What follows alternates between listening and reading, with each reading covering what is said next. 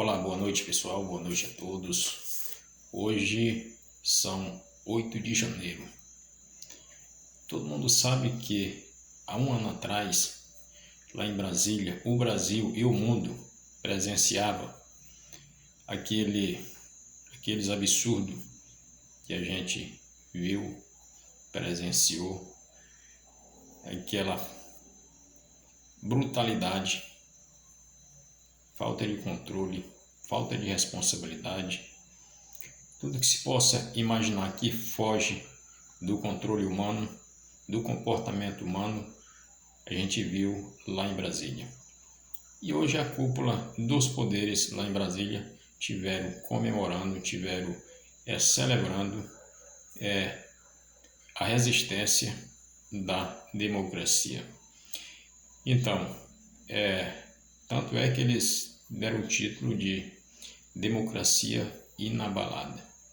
Pois é, mas agora eu quero parar bem aqui e voltar lá para os anos 80.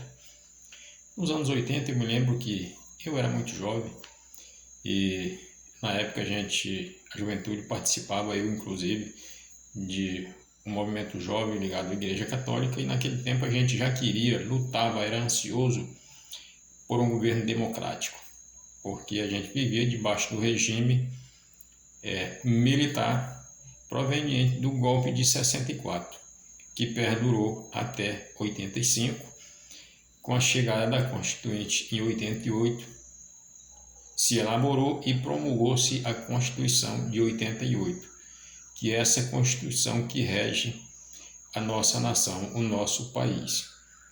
Mas o que é a Constituição? Ao meu entender, a Constituição nada mais é que a lei que rege todas as leis. Por quê? O município, o estado, a federação, as casas legislativas que elaboram as leis, todas as leis têm que estar de acordo com a Constituição. Se assim não for, não está alinhado com a Constituinte e não pode ser lei se não está de acordo com a Constituição. Pois é, mas aqui eu quero chegar até Brasília e falar da cúpula dos poderes. Democracia inabalada. Pois é, de 88 para cá eu tenho observado que a democracia, o processo democrático, teve doente por muito tempo e muito perto andou de falecer o processo democrático no Brasil. Por quê? Entendo eu que os políticos, boa parte, não permanece mais no posto, nas funções como político, boa parte ainda permanece.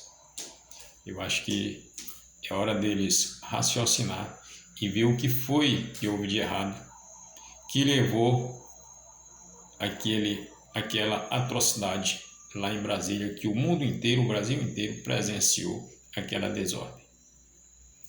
Pois é, democracia inabalada nada mais é do que se eliminar a grande concentração de renda que o Brasil ainda hoje sustenta.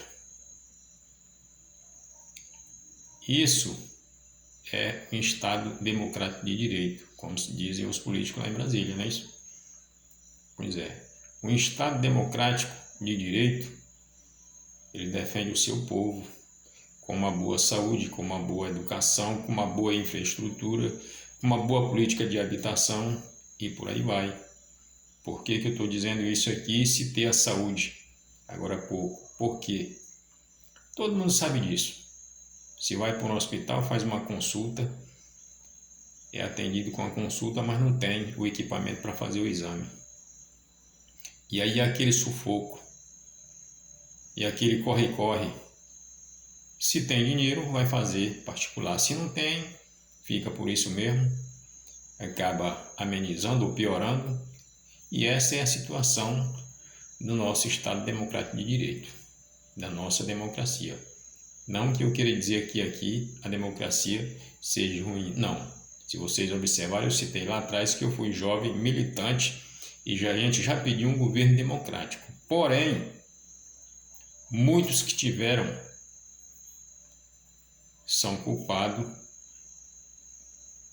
por a democracia ter andado muito perto de sofrer um golpe. Isso é visto por todo, inclusive lá em Brasília, isso é notório. Não é segredo para ninguém.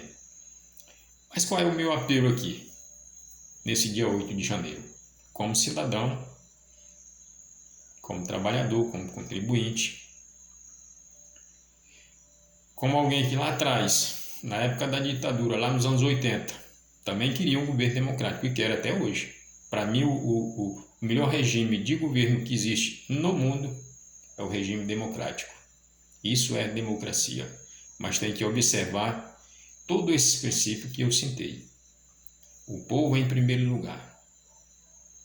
Será que é assim, meus irmãos, meus amigos políticos que estão no poder, que está sendo conduzida a política da nossa República Brasileira?